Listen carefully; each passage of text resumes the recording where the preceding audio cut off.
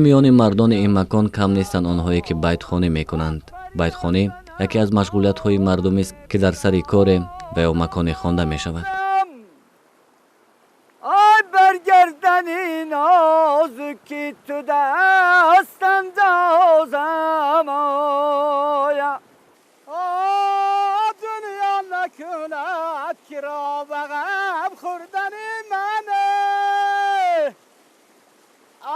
مشکل روزه از تو جدا گشتنی من آیا فردا من قاضی میکنن در عرصات از دست همون میل سیاه میگم دادایا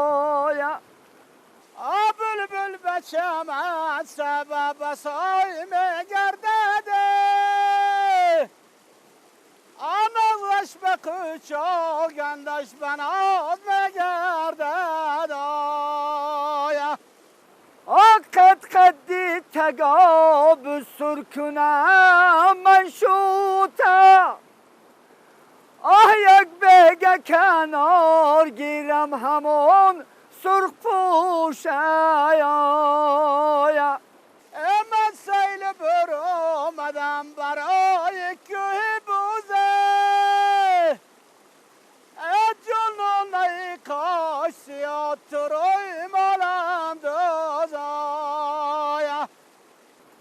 در عین غروری بچگی یار مستم افسوس که جوانی می رود از دستم آیا.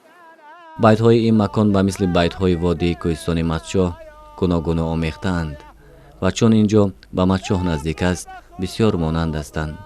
تنها در کشش آواز و طرز خوانش فرقیت هست و خلاص. ما بیده تمام کرده مناوت و شما